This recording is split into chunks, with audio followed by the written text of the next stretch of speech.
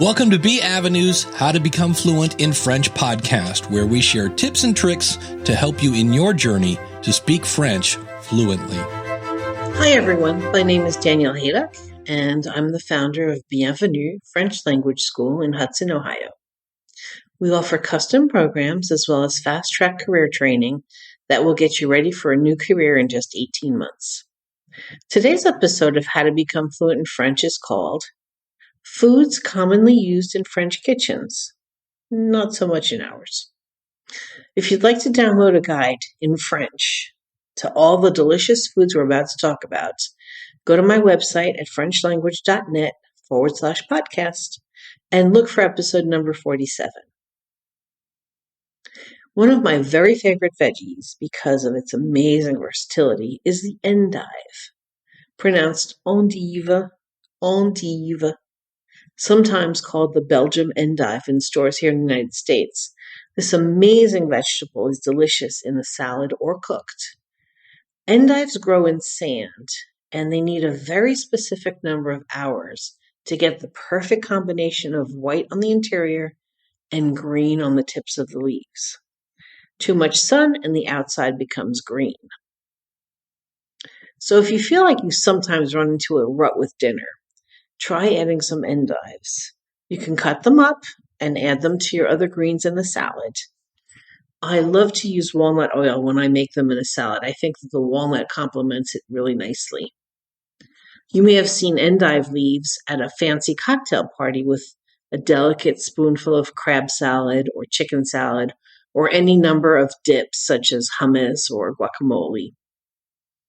If I don't have a lot of time to prepare dinner, I'll cut a few endives in two and I'll just grill them. But if I want the endive to be the star of my dinner, I'll cook the endives, make a quick bechamel sauce, and put some ham and cheese on my endives and cover them with bechamel. My next ace in the hole is what you've probably seen in stores under the name of Jerusalem artichoke or topinambour. Topinambour. We were not allowed to talk about topinambour around my grandmother because they ate so many of them during the war that they got really tired of them. But they really are delicious. Once cooked, you can turn them into a salad, make them the star of a salad, or even serve them hot. They have this wonderful nutty taste, somewhat like an artichoke heart, with a super smooth flesh. Our next wonder food is the céleri rave. In English, it's called celery root. It's pronounced céleri rave. Céleri rave. That's R-A-V-E. It's a really hard root, and you can eat it raw, shredded in a food processor, or sliced. The French called the shredded céleri rave rémoulade. Rémoulade. And they serve it with a mustard-based vinaigrette. If you go and download the guide to these foods, there's a little link to a video for the rémoulade recipe. You can also cut it into thick slices and fry it like chips, or cut it into pieces and cook it. One of my favorite salads is called mâche, also known as lamb's lettuce here in the United States. Mâche, M-A-C-H-E. M-A accent circonflexe, C-H-E, I should say. It's a really delicate leaf, and it's usually sold in bags like spinach. It kind of looks like spinach, too.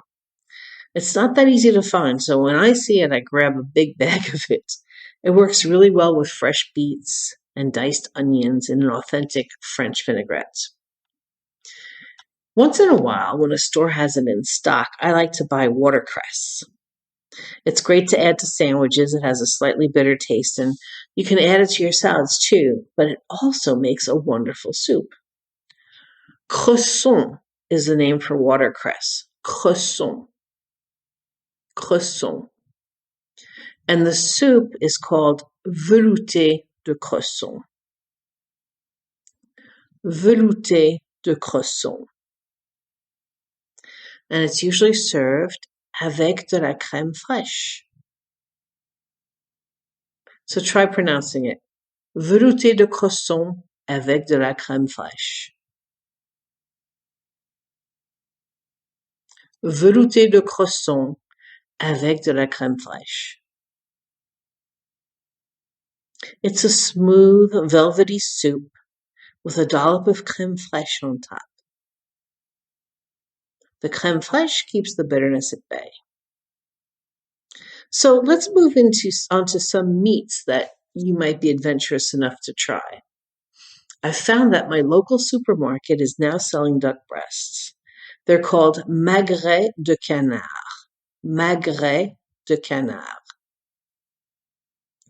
That's M-A-G-R-E-T, magret de canard. They're very meaty, and they have a thick layer of fat on the outside.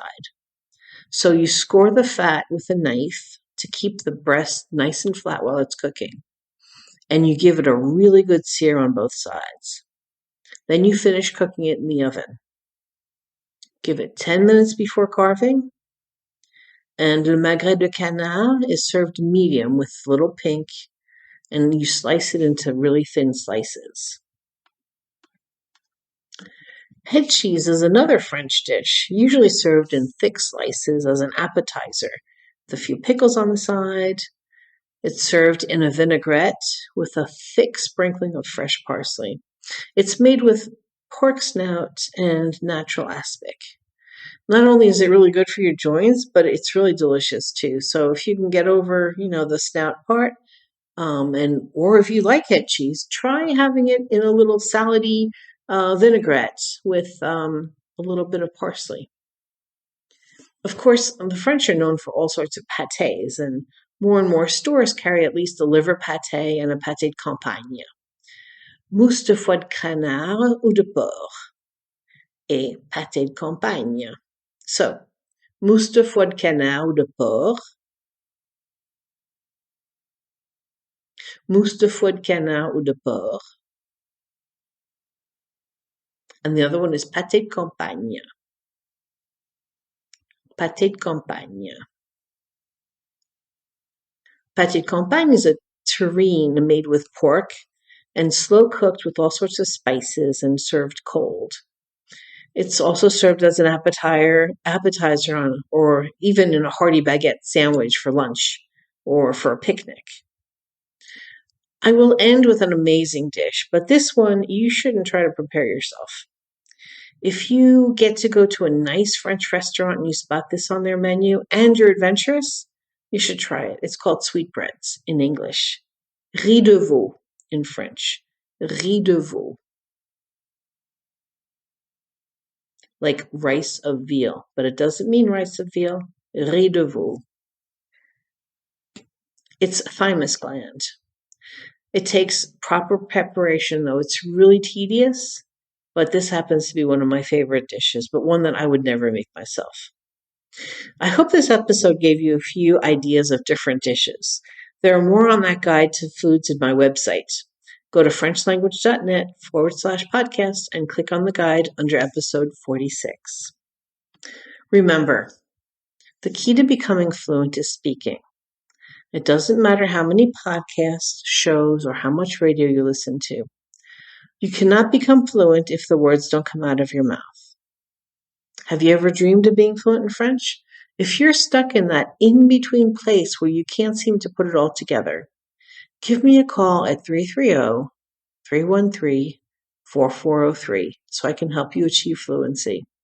It's easier than everybody makes it out to be. You can find more information about our programs for all levels at our website, FrenchLanguage.net. À bientôt!